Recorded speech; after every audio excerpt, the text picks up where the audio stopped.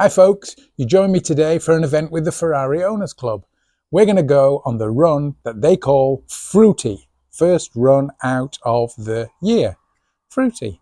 Anyway, being that it's a Ferrari event, it kind of excludes Simon and the big Lambo, so unfortunately you stuck with me all day. But how bad can it be? You, me and a load of Ferraris. Let's go.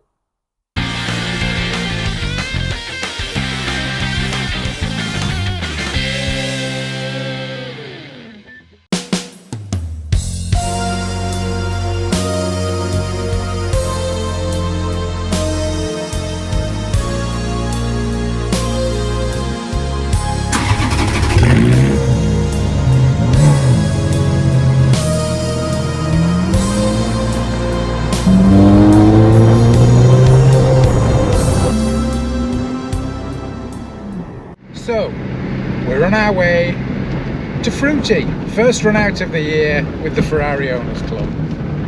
You never know how many cars are going to turn up to these events, but I'm thinking 25, 30 if we're lucky. So what can I tell you about this car that I didn't mention in the first video that I made about it? Well, I should come clean, and I should tell you a couple of years ago I nearly sold it. I'm not really sure why. That sounds ridiculous, but I think I'd just convinced myself that it was time for a change. So I made arrangements for it to go to a specialist car dealer in Greater Manchester where they would keep it, advertise it for sale, move it on, and I was going to probably switch to a 458. I'd driven a couple of 458s, loved it. Not quite as much as I love this, but loved it.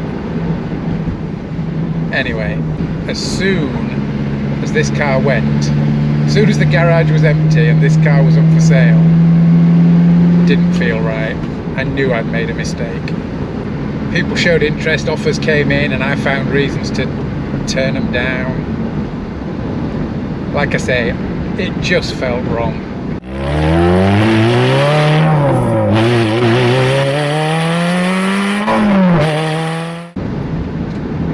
And the day that I made the decision to phone the guy up, tell him to take it off sale, I was coming to pick it up, that was a great day. I don't know what I was thinking, but what it did was it proved how much I love this car.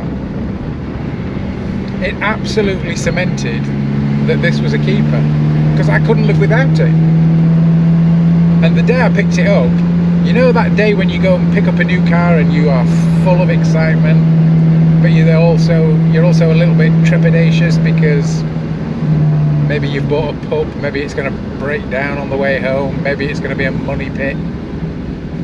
Didn't have any of that because I knew this car wasn't any of those things. I knew it was a great car.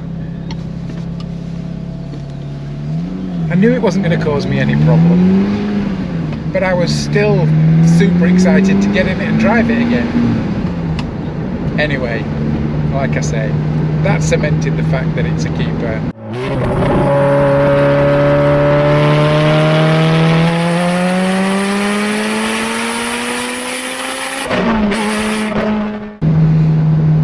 That cemented the fact that who cares how many miles you put on it, because I'm not selling it. So although it was a weird experience, a hard experience, taught me a good lesson. So after that early morning drive through Yorkshire, we arrived at the Coniston Hotel near Skipton, and after coffee and a bacon sandwich with Mrs. E as co-driver and navigator, we got into Convoy and headed through North Yorkshire and the Lake District to the Lakeland Motor Museum.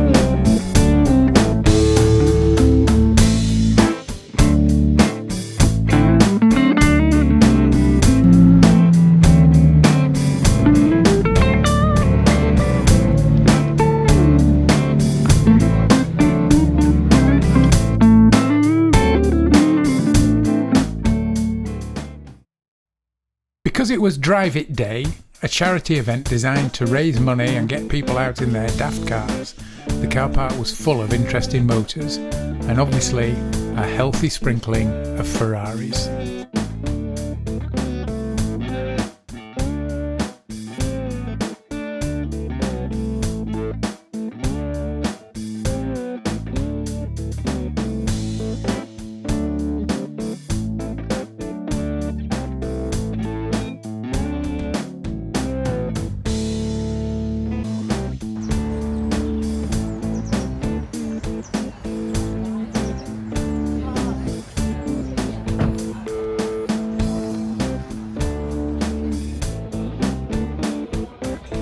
We also got to look round the museum, which is excellent and is definitely worth a visit. Beautifully curated with stunning examples of all kinds of cars and motoring related items. We found it really interesting.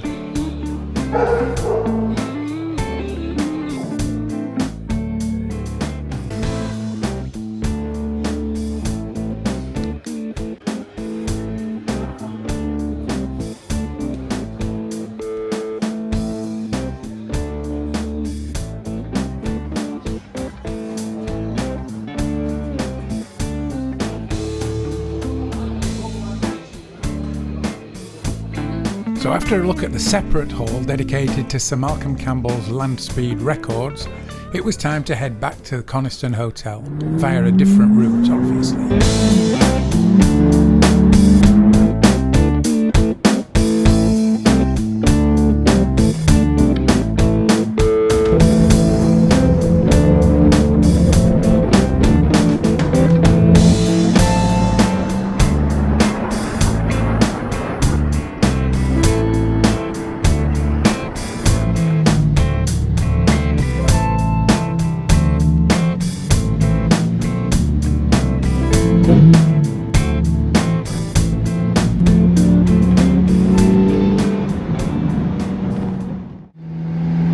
Quite a few people in the comments section of the videos that we've made have asked about running costs. So let's talk about that a little bit more. I dug out all the bills, all the receipts, and it averages out at about £2,800, £3,000 a year to maintain this car. To the level that I maintain it, which I've got to say, it wants for nothing. Some years, considerably less than that. A service is generally around about either just under or just over £1,000, because there's always a little something else. And also, we've embarked on a bit of a rolling restoration. Restoration's probably the wrong word. Matt, the guy who looks after it, and I have agreed that if there's something we can do mechanically as a preemptive strike, a proactive replacement, we should try and do that.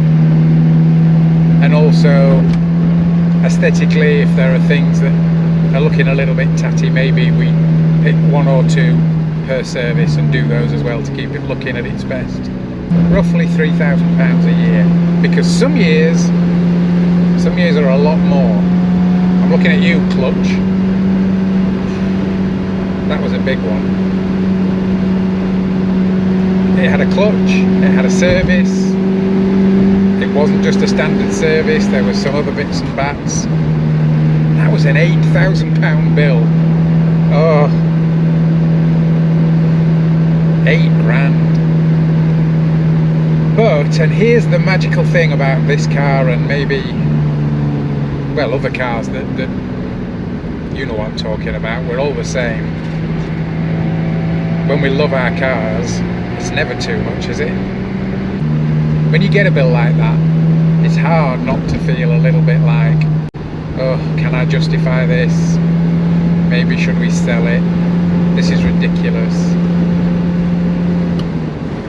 And then you go and pick it up and it feels great because it's had a service, and you end up driving away from the garage having spent £8,000 with a big smile on your face. And that is definitely part of the magic of this car for me. It can make you feel good about spending £8,000 on it. Wow.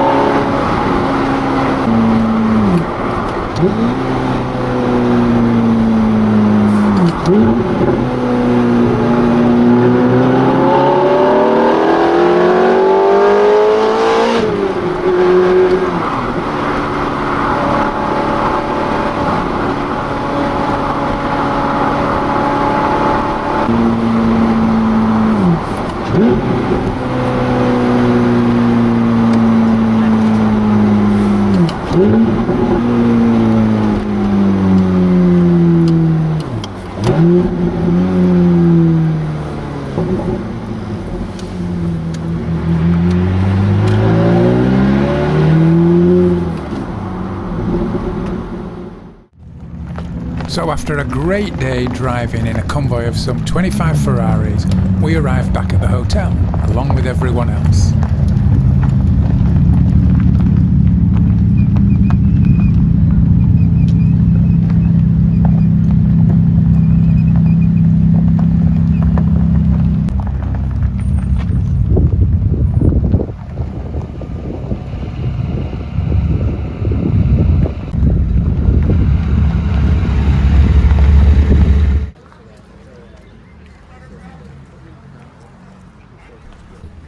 And after a trip to the bar for refreshment, we were shown through to the View restaurant, where we had a Sunday roast.